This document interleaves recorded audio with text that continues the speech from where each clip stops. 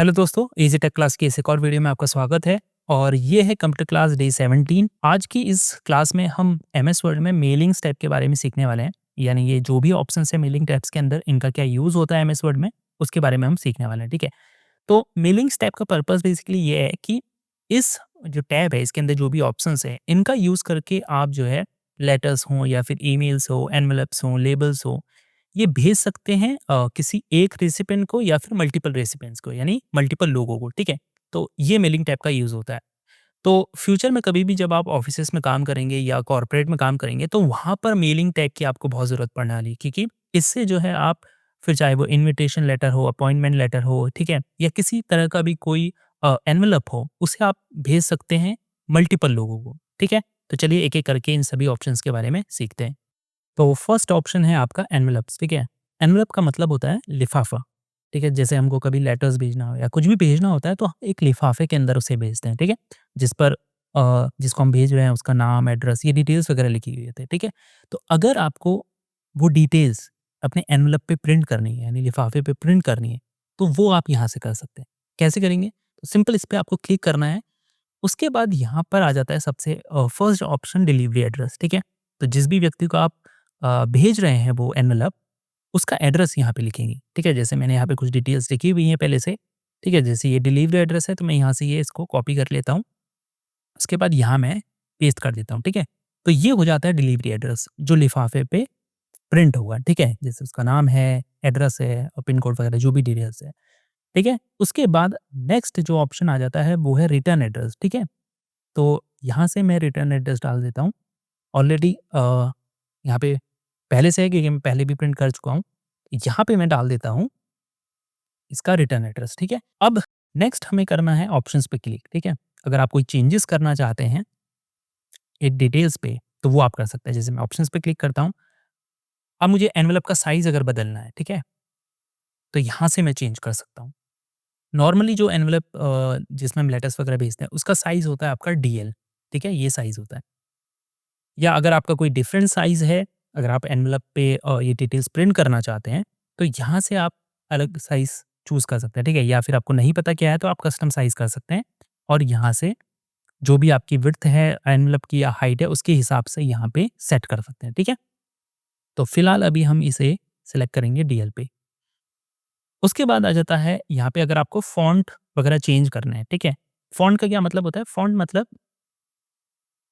ये जो मैंने लिखा है ये एक फ़ॉन्ट में है, ठीक है? ये एक फ़ॉन्ट का स्टाइल है। तो अगर आपको इससे डिफरेंट स्टाइल में फ़ॉन्ट चाहिए, तो यहाँ से आप डिलीवरी एड्रेस का जो भी फ़ॉन्ट है वो यहाँ से आप सेलेक्ट कर सकते हैं, ठीक है? अभी हम हेडिंग्स में ही रखेंगे। फ़ॉन्ट स्टाइल अगर आपको चेंज करना है, जैसे रेगुलर रखना है तो रेगुलर रख सकते हैं, या इटैलिक उसको रखना है, ठीक है? या बोल्ड रखना है, बोल्ड मतलब जो थोड़ा गहरा कलर होता है। उसके अलावा यहाँ पे साइज़ आप चेंज कर सकते हैं, जो भी आप रखना चाहते हैं, थोड़ा बड़ा साइज़ रखना चाहते हैं फ़ॉन्ट का, तो वो आप यहाँ से रख सकते हैं, ठीक है? फ़ॉन्ट का कलर अगर आपको चेंज करना है, तो यहाँ से आप कोई भी कलर सेलेक्ट कर सकते हैं, ठीक है? फिलहाल ऑटोमैटिक ही रखेंगे, क्योंकि ब्लैक एंड व्हाइट पे, ब्लैक पे ही या फिर नॉर्मली ब्लैक पे ही प्रिंट होता है, जो भी एड्रेस और रिटर्न एड्रेस है, ठीक है? उसके अलावा अगर आपको कोई इफ़ेक्ट वगैरह अप्लाई करने हैं, तो यहाँ से आप कर सकते हैं। बाकी ऑप्शंस भी यहाँ पे दिए गए हैं, अगर आप इस तरह से भी करना चाहते हैं, तो आप कर सकते हैं, ठीक है? फिलहाल हम इसे नॉर्मल रखेंगे। उसके बाद ओके कर देंगे, ठीक है? एक और ऑप्शन है इसमें कलर स्पेस कैरेक्टर स्पेसिंग का, तो यहाँ से आप सेलेक्ट कर सकते हैं। कैरेक्टर स्पेसिंग का मतलब है कि एक वर्ड और दूसरे वर्ड के बीच में कितना स्पेस रहना चाहिए, तो वो आप यहाँ से कर सकते हैं, ठीक है? उसके बाद यहाँ से रिटर्न एड्रेस के लिए भी सेम ऑप्शंस दिए गए हैं, ठीक है? तो यहाँ से आप सेलेक्ट कर सकते हैं। उसके बाद आप सिंपल ओके पर क्लिक करेंगे, ठीक है? तो ये बाकी हमारा काम अब हो गया। अब 2 चीज़ें आप यहाँ पे कर सकते हैं, या तो इसको डॉक्यूमेंट में ऐड कर सकते हैं और बाद में प्रिंट कर सकते हैं, या फिर आप सीधे प्रिंट करना चाहते हैं, तो यहाँ से प्रिंट पर क्लिक करके सीधे प्रिंट कर सकते हैं, ठीक है? अभी फिलहाल अभी हम इसे आपको दिखाने के लिए ऐड टू डॉक्यूमेंट करेंगे, ठीक है? तो यहाँ पे डिलीवरी एड्रेस हट गया है, तो मैं यहाँ से वापस ऐड कर लेता हूँ इसे, ठीक है? तो यहाँ पे हम इसको ऐड टू डॉक्यूमेंट करते हैं, ठीक है? तो इस तरह का ये एनवेलप पे प्रिंट होगा, ठीक है? अब अगर आपको इसके फ़ॉन्ट के साइज़ को चेंज करना है, इसको एडजस्ट करना है अलग तरह से, तो वो आप कर सकते हैं। कैसे? आपको सेलेक्ट करना है सिंपली, जैसे मैं इसको सेलेक्ट करता हूँ, ठीक है? और यहाँ से मैं होम टैब में जाकर, जैसे मुझे इसका साइज़ बढ़ाना है, तो मैं यहाँ से भी बढ़ा सकता हूँ, ठीक है? मैं 14 कर देता हूँ, ठीक है? इस तरह से। उसके बाद अगर मुझे फ़ॉन्ट स्टाइल चेंज करना है, नॉर्मली जो फ़ॉर्मेटिंग आप टेक्स्ट में करते हैं वो यहाँ से आप सिंपली कर सकते हैं, ठीक है? फ़ॉन्ट स्टाइल कोई भी रखना चाहें तो रख सकते हैं, ठीक है? बोल्ड करना है बोल्ड, इटैलिक जो भी करना है, कलर चेंज करना है, ठीक है? या इसका इंडेंट अगर आपको चेंज करना है, ठीक है? अगर एक एक इधर को करना है या थोड़ा लेफ्ट साइड में करना है तो वो आप कर सकते हैं, ठीक है? नॉर्मल इतना ही ठीक है। उसके बाद हम इसे भी सिलेक्ट करेंगे, यहाँ से अगर हमें साइज़ बढ़ाना है तो यहाँ से हम इसका भी साइज़ बढ़ा सकते हैं, इस तरह से, ठीक है? तो फिलहाल अभी हम इसे 14 ही रख देते हैं। उसके बाद इंडेंट अगर आपको इसका चेंज करना है तो इस तरह से आप इंडेंट भी चेंज कर सकते हैं, ठीक है? उसके अलावा अगर आपको यहाँ से इसकी जो अलाइनमेंट है वो चेंज करनी है तो इस तरह से आप अलाइनमेंट भी चेंज कर सकते हैं अपने हिसाब से, ठीक है? तो एक एनवेलप इस तरह से हमारा रेडी हो जाता है, ठीक है? उसके बाद सेकंड ऑप्शन हमारा आ जाता है लेबल्स, ठीक है? तो अब हम नेक्स्ट पेज में चले जाते हैं। तो लेबल्स बेसिकली क्या होते हैं? एक तरह के स्टिकर्स होते हैं, ठीक है? फॉर एग्ज़ाम्पल जब आप कोई प्रोडक्ट परचेज़ करते हैं, तो उस प्रोडक्ट पे आपने देखा होगा एक स्टिकर लगा हुआ होता है, ठीक है? जिस पे उस कंपनी का नाम, प्रोडक्ट का नाम, प्राइस, एक्सपायरी डेट ये सारी डिटेल्स लिखी हुई होती है, ठीक है? तो वो जो स्टिकर होता है, जिस पे ये सारी डिटेल लिखी हुई है, उसे हम कहते हैं लेबल, ठीक है? एक और एग्ज़ाम्पल देखते हैं जैसे आपके घर में कोई कोरियर आता है, ठीक है? तो उस कोरियर पे आपका नाम, एड्रेस ये एक स्टिकर पे चिपका हुआ होता है, ठीक है? लिखा होके चिपका हुआ होता है। तो वो जो स्टिकर है वो बेसिकली लेबल कहलाता है, ठीक है? ऐसे ही एक कॉमन एग्ज़ाम्पल देखते हैं जैसे मान लीजिए आपकी कोई बुक है, उस बुक के फ्रंट में आपने एक स्टिकर चिपकाया हुआ है जिसमें आपने लिखा हुआ है आपका नाम, और क्लास और रोल नंबर ये सारी डिटेल्स, ठीक है? तो वो भी एक तरह का लेबल होता है, ठीक है? तो वही लेबल आप क्रिएट कर सकते हैं यहाँ से, इस ऑप्शन की हेल्प से, ठीक है? कैसे करेंगे? इस पर हम क्लिक करेंगे, उसके बाद यहाँ से मैं इसको कॉपी कर लेता हूँ सबसे पहले, ठीक है? जो भी डिटेल्स आपको लेबल पर प्रिंट करनी है, तो वो यहाँ पे आप एड्रेस बॉक्स में लिखेंगे, ठीक है? फॉर एग्ज़ाम्पल जैसे मैं मान लीजिए अपने प्रोडक्ट के लिए लेबल क्रिएट करना चाहता हूँ, ठीक है? तो मैंने यहाँ से कंपनी का नाम, क्या प्रोडक्ट है, price, package on, made in India ये सब लिखा हुआ है, ठीक है? उसके बाद ऑप्शन आ जाता है आपका प्रिंट, ठीक है? तो क्या होता है जब आप ये लेबल्स क्रिएट करना चाहते हैं तो आपको एक लेबल पेपर परचेज़ करना पड़ता है बाज़ार से, ठीक है? तभी तो आप उसमें ये डिटेल्स प्रिंट करेंगे, ठीक है? तो वो जो लेबल पेपर होता है वो उसमें अराउंड 30 टू 40 स्टिकर्स होते हैं, ठीक है? एक लेबल पेपर में। तो अगर आप चाहते हैं कि हर स्टिकर में सेम ये जो आपने इन्फॉर्मेशन ऐड की ये ऐड हो, तो उसके लिए आप ये फर्स्ट वाला option full page of the same label ये सिलेक्ट करेंगे, ठीक है?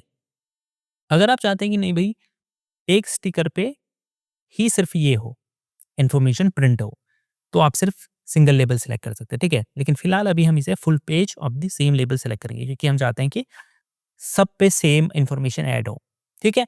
उसके बाद यहाँ से आपको क्लिक करना है ऑप्शंस पे, ठीक है? अब यहाँ पे आपको लेबल इन्फॉर्मेशन पे लेबल वेंडर सेलेक्ट करना है, ठीक है? तो जब आप अ, लेबल पेपर परचेज़ करने जाते हैं, तो उसका एक लेबल वेंडर्स होता है, ठीक है?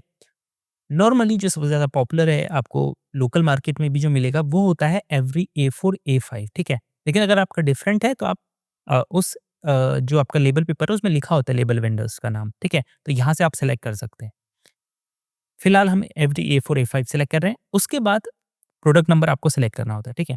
वो भी आपके लेबल पेपर पे लिखा हुआ होता है कि प्रोडक्ट नंबर क्या है। जैसे हम यहाँ पे 61 टाइप करते हैं, ठीक है? यहाँ पे हम 61 टाइप करते हैं, तो हम यहाँ से 6104 ये सेलेक्ट कर लेते हैं, ठीक है? तो इससे होता क्या है कि बेसिकली ये जो हम लेबल क्रिएट कर रहे हैं ना, ये इसके अंदर फिट रहेगा, ठीक है? आपको प्रिंट करने में दिक्कत नहीं आएगी कि आपका कोई टेक्स्ट नहीं आया, ठीक है?